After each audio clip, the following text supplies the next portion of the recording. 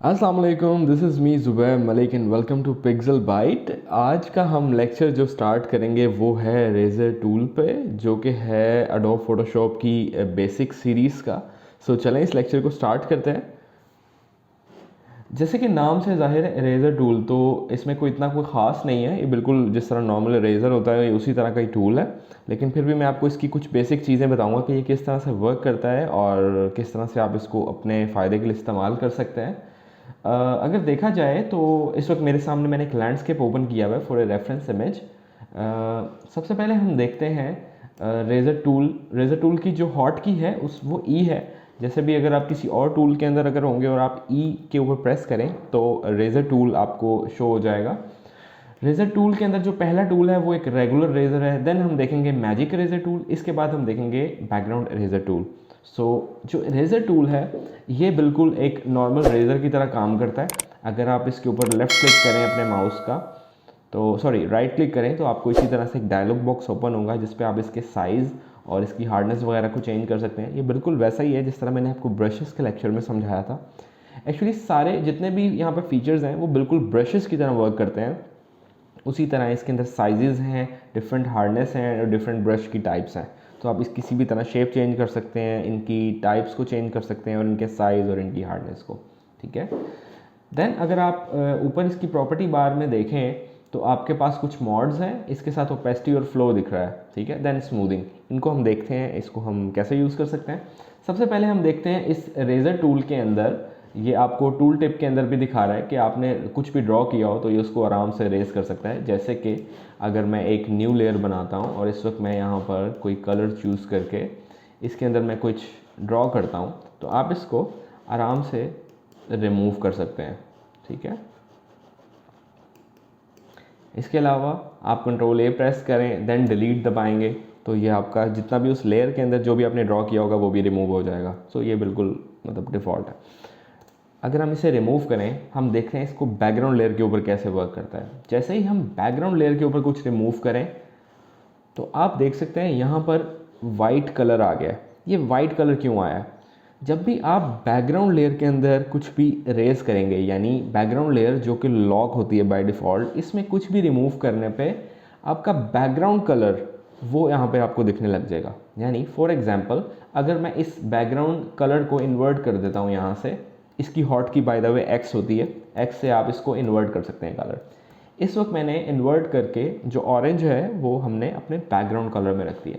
अब अगर हम इसको रिमूव करेंगे तो देखें बैकग्राउंड जो है वो इसका जो पीछे से उसका कलर निकल रहा है वो एक्चुअली ऑरेंज निकल रहा है, क्योंकि बैकग्राउंड में एक है ही कुछ नहीं, इसलिए वो अपनी तरफ से इस कलर को जनरेट करके आपको दिखा रहा है। अगर हम इसको डिफ़ॉल्ट करते हैं दोबारा से और हम अपने बैकग्राउंड लेयर को अनलॉक करते हैं, देन इसके नीचे एक लेयर क्रिएट कर देते हैं, आई मीन एक न्यू लेयर क्रिएट करके इसको इसके नीचे ले आते हैं। इस वक्त इस लेयर का कलर ब्लैक है। ठीक है। अब अगर हम अपने इसको रिमूव करेंगे तो रेज़र टूल हमें वो कलर दिखाएगा जो इस लेयर के नीचे है। राइट।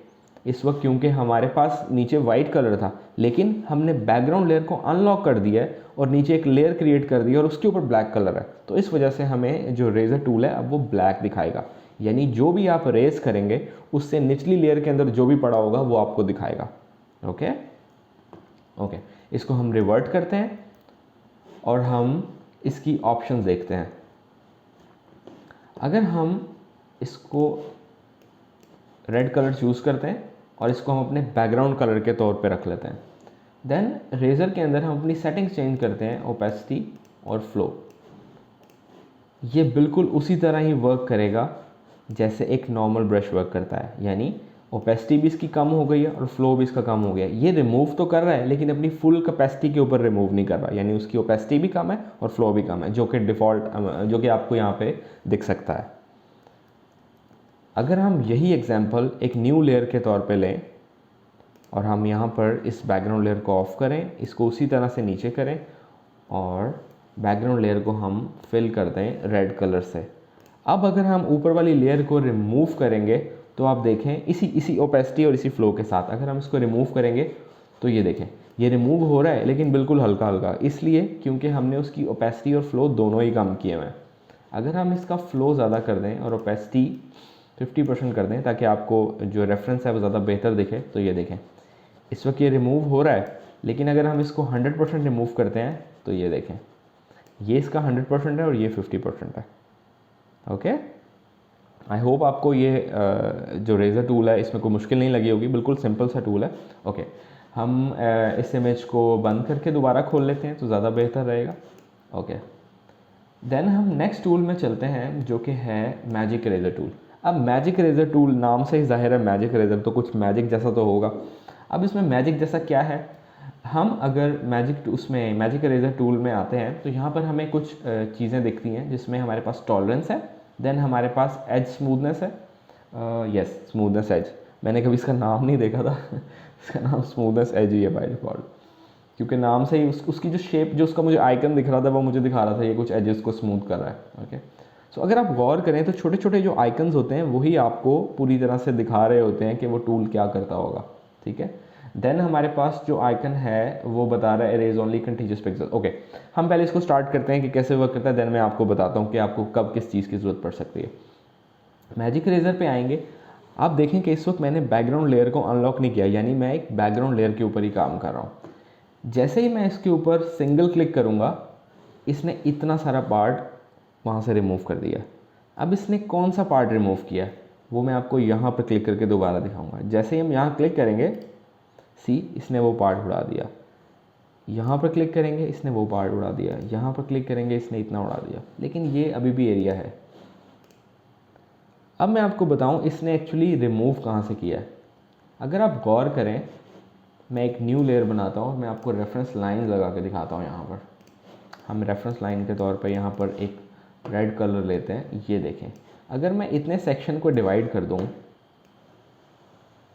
तो यहाँ पर आप देख सकते हैं आपको डिफरेंट कलर्स दिख रहे हैं, 1 2 3 और 4, 4 तरह के आपको कलर्स दिख रहे हैं। इसी वजह से रेज़र टूल से जब आपने इस एरिया को रिमूव किया उसने उतना मिलता जुलता कलर रिमूव कर दिया, इसने बाकी कलर को छोड़ दिया क्योंकि उसको लगा कि ये कलर उसका पार्ट नहीं है जो मैं रिमूव करना चाह रहा हूँ।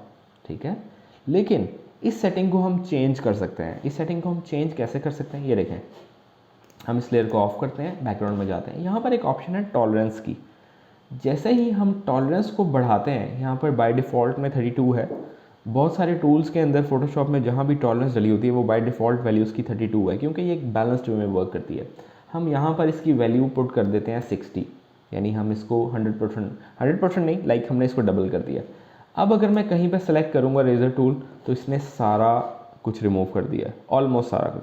अब इसने क्यों रिमूव किया, क्योंकि उसको लग रहा है जहाँ पर मैंने क्लिक किया था वहाँ पे डार्कर पिक्सेल्स थे, वो पिक्सल कहीं ना कहीं उसको इन कलर्स में भी दिखे हैं। ठीक है, इसलिए उसने इसको भी रिमूव कर दिया। तो हमें एक फाइन लाइन यहाँ पे ढूंढनी है कि वो क्या पॉइंट है, जैसे कि 32 और 60, डैट मीन इसके इन बिटवीन है कहीं। हम 45 ट्राई करते हैं, 45 ट्राई करेंगे तो ये देखें इसने ब्लू का ज़्यादा एरिया उड़ा दिया। हम अपनी रेफरेंस वैल्यू ओपन करें तो इसने इसको भी कवर कर लिया, इसको भी और इसको भी। डैट मीन्स इसको लग रहा है कि अभी भी थोड़ा सा कहीं है। तो हम कंट्रोल Z करते हैं और हम दोबारा से टॉलरेंस को थोड़ा सा और बढ़ाते हैं, हम इसको 50 ट्राई करते हैं। जैसे ही 50 ट्राई किया ये उसने सेम रिज़ल्ट दिया है, कुछ ख़ास नहीं किया। हम 55 पे जाते हैं, 55 पे भी ऑलमोस्ट सेम है। हम 58 पे जाते हैं, 58 पे उसने उसको और बेहतर कर दिया। लेकिन जैसे ही बेहतर किया यहाँ से उसने पहाड़ रिमूव करने शुरू कर दिए। तो इसलिए हमारे पास जो वैल्यू आई है वो तकरीबन कहीं 52 के आसपास है, जिससे हमारे पास ये कलर भी उड़ा है। और हम इसको एक्स्ट्रा क्लिक करके, यानी हम इस पर दोबारा से क्लिक करें तो हमारे पास ये चीज़ रिमूव हो रही है। इस ऑप्शन को आप यूजुअली यूज़ कर सकते हैं पहाड़ बैकग्राउंड वगैरह चेंज करने के लिए, जैसे क्लाउड रिप्लेसमेंट होते हैं, स्काई रिप्लेसमेंट होते हैं। वैसे तो और भी बहुत सारे टूल्स हैं जिसकी वजह से आप स्काई रिप्लेसमेंट कर सकते हैं, लेकिन ये बिल्कुल बेसिक लेवल पे अगर आपने कुछ करना है तो आप इस चीज़ को आप ट्राई कर सकते हैं। मैं पर्सनली तो प्रेफर नहीं करूँगा, क्योंकि स्काई रिप्लेसमेंट अब हम इस तरह के टूल से नहीं करते, क्योंकि ये बहुत इमेच्योर अप्रोच है।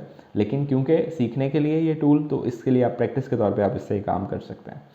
ओके, अच्छा, हम थोड़ा सा आगे चलते हैं, नेक्स्ट टूल देखते हैं। सॉरी, नेक्स्ट टूल से पहले मैं आपको बताऊं बैकग्राउंड स्मूथिंग क्या है, आई मीन कॉर्नर स्मूथिंग। अगर हम इसको जूम इन करते हैं, हम यहाँ पर क्लिक करते हैं तो आप देखें इसने जो एजेस हैं इसको कितना स्मूथ कर दिया है, ठीक है। अगर हम यही ऑप्शन ऑफ कर दें और अब करें तो ये देखें इसने काफ़ी सारे पॉइंट्स जो हैं ये देखें, ये इसके छोटे छोटे से कॉर्नर्स निकले हुए हैं। इसने उस एजेस को राउंड नहीं किया, यानी उन एजेस को स्मूथ नहीं किया, ठीक है। हम इसको ऑन करते हैं, इसको रिमूव करते हैं यहाँ से, इसको भी रिमूव करते हैं, यानी हमने अपना ये सारी ऑप्शंस जो हैं यहाँ से हमने हटा लिए हैं। सॉरी, ऑप्शन नहीं, हमने इस स्काई को यहाँ से रिमूव कर लिया। अब अगर हम टॉलरेंस यहाँ पर 52 के साथ प्ले कर रहे हैं तो 52 टॉलरेंस इसको भी उड़ा रही है, इसलिए हमने टॉलरेंस कम की है और यहाँ से हमने इस स्काई को रिमूव किया, ठीक है। अब हम यहाँ पर एक नया स्काई अगर प्लेस करें, सपोज़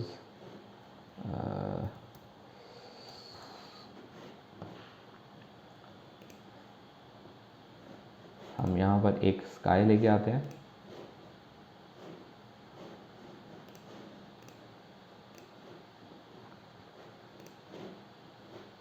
ओके। इस स्काई को हम डाउनलोड कर लेते हैं फॉर द रेफरेंस और इसको हम इसके बैकग्राउंड में ले आते हैं और इसको हम लेयर को नीचे ले आते हैं। तो आप देख सकते हैं इस वक्त उस इमेज का बैकग्राउंड रिप्लेस हो चुका है, ठीक है। ऑल्दो इसके अंदर बहुत सारे ग्लिचेस हैं, जैसे ये आपको दिख रहा है, ये दिख रहा है, लेकिन इन चीज़ों को आप मैनुअली रिमूव कर सकते हैं दूसरे रेजर की वजह से, ओके, लाइक दिस। इस तरह से आप इनको रिमूव कर सकते हैं। अगेन ये टूल इस मकसद के लिए नहीं है, ये बस जस्ट एक रेज़र है और इसके अंदर उन्होंने कुछ फीचर इन्हांस कर दिए हैं, उसको मैजिक रेज़र बना दिया। इसको प्रोफेशनल लाइफ के अंदर आपको यूज़ करने की मुझे अभी तक कभी कोई ख़ास ज़रूरत नहीं पड़ी, क्योंकि और बहुत सारे वेज होते हैं, हम मास्किंग वगैरह ट्राई करते हैं और तो मास्किंग की वजह से हमें इस तरह के रेज़र और ऐसी चीज़ों की ज़रूरत नहीं पड़ती, क्योंकि ये डिस्ट्रक्टिव मेथड है, ओके। डिस्ट्रक्टिव मेथड यानी अगर हम कुछ भी रिमूव कर दें और इस फाइल को हम सेव करके क्लोज़ कर दें, दोबारा ओपन करने पे वो फाइल हमारे पास उसी तरह से कटी हुई होगी, यानी उसका जो बैकग्राउंड हमने रिमूव किया है वो उसी तरह से रिमूव्ड रहेगा, ठीक है। लेकिन अगर हम लेयर मास्क वगैरह की तरफ जाते हैं तो उसमें हमारे पास ऑप्शन होती है कि हम उसको दोबारा से डिज़ाइन कर सकते हैं या उसको दोबारा रिवर्ट बैक कर सकते हैं चेंजेस। तो बेसिकली आपने डिस्ट्रक्टिव मेथड की तरफ कम से कम जाना होता है, जहाँ पर आपको ज़रूरत पड़े या आपके रिसोर्सेज अलाउ ना कर रहे हैं, ठीक है। सो एक ये मेथड था। नेक्स्ट हम देखते हैं हमारे पास जो टूल है वो है, हम इस इमेज को दोबारा ओपन कर लेते हैं, क्योंकि इतनी दफ़ा आपको अंडू करने से बेहतर है। हाँ, हमारे पास एक ऑप्शन होती है रिवर्ट करने की, उससे हम पूरी इमेज को रिवर्ट कर सकते हैं, मैंने यूज़ नहीं की थी अभी, ओके। इस वक्त हमारे पास है बैकग्राउंड इरेज़र टूल। अब बैकग्राउंड इरेज़र टूल क्या है? बैकग्राउंड इरेज़र टूल सेम उसी तरह का टूल है, लेकिन ये पिक्सल बेस्ड वर्क करता है। जैसे ही हम यहाँ पर ड्रैग करना शुरू करेंगे, सबसे पहले अगर आप इसको राइट क्लिक करके देखें, आपके पास साइज़ और हार्डनेस उसी तरह से दिख रही है।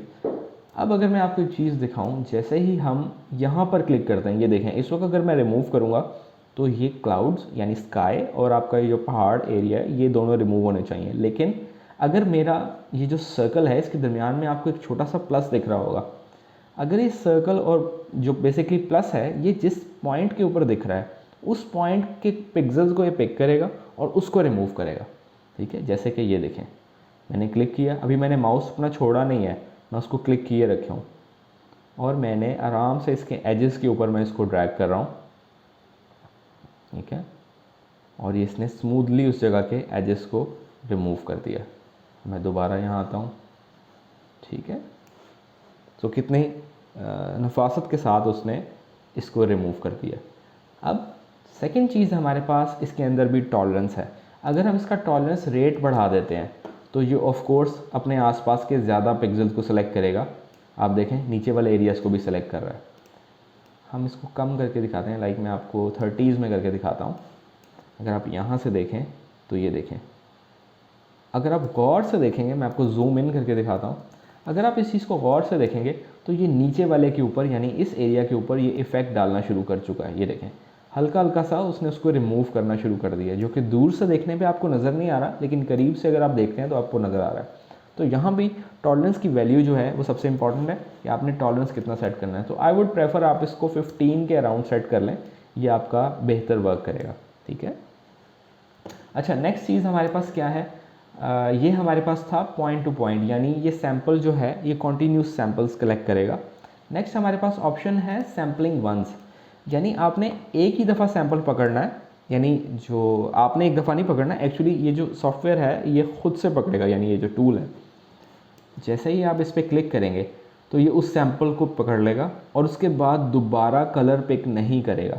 इसको जहाँ पे वो मिलते जुलते कलर लगेंगे और वो उसको रिमूव करता जाएगा। ये देखें मैं इस तरफ ला रहा हूँ, ये इसको बिल्कुल भी वर्क नहीं कर रहा, इसके ऊपर तो ये वर्क ही नहीं कर रहा, क्योंकि जहाँ पर हमने फर्स्ट क्लिक किया था, जो कि यहाँ पर किया था, तो इसको जो कलर मिला था इसने उस कलर को अपनी रेफरेंस वैल्यू मार्क की हुई है और उसकी बेस पे सब कुछ रिमूव करता जा रहा है। ठीक है, ये देखें इसने यहाँ कर ब्लू कलर्स को भी छोड़ दिया। अभी मैंने माउस को रिलीज़ नहीं किया। ओके, मैं यहाँ ड्रैग करता हूँ, अब जैसे ही मैं अपना दूसरा क्लिक करूँगा तो ये फिर दूसरे कलर्स को पिक कर लेगा। ठीक है, तो इस टूल के अंदर आपने उसको छोड़ना नहीं है, तभी आप एक कलर को अपनी रेफरेंस वैल्यू के तौर पे रख सकते हैं। ठीक है, नेक्स्ट चीज़ हमारे पास जो है ये कलर पिक करेगा आपके बैकग्राउंड से, यानी ये देखें इसके ऊपर भी आपको मेंशन है बैकग्राउंड स्वैच, यानी यहाँ पर आपने जो बैकग्राउंड कलर रखा हुआ है ये उसकी वैल्यू को पिक करेगा और फिर आपके उसको रिमूव करेगा। अब यहाँ पर क्योंकि हमने वाइट रखा हुआ है और मैं रिमूव कर रहा हूँ तो ये वर्क नहीं कर रहा, क्योंकि हमारा बैकग्राउंड स्वैच जो है वो ब्लू कलर का नहीं है, वो वाइट कलर का है। अगर मैं बैकग्राउंड स्वैच ब्लू कलर रख लूँ और मैं इसको ओके करूँ तो ये देखिएगा ये अब वर्क कर गया, लेकिन अगेन वो उस कलर को नहीं पिक करेगा जो मैंने पिक नहीं किया, यानी ब्राउन हो गया या लाइट ब्लू हो गया, जो मैंने पिक किया ये सिर्फ उसी स्वैच को पकड़ेगा। ठीक है, आई होप आज का लेक्चर आपको पसंद आया होगा और आपने इसमें कुछ सीखा होगा। अगर आपको ये लेक्चर पसंद आया तो please give it a big thumbs up और मेरे चैनल को सब्सक्राइब करें, साथ में बेल आइकन ज़रूर प्रेस करें ताकि आने वाली वीडियोस की नोटिफिकेशन आपको मिल सकें। और मिलते हैं नेक्स्ट वीडियो के साथ, तब तक के लिए टेक केयर, अल्लाह हाफ़िज़।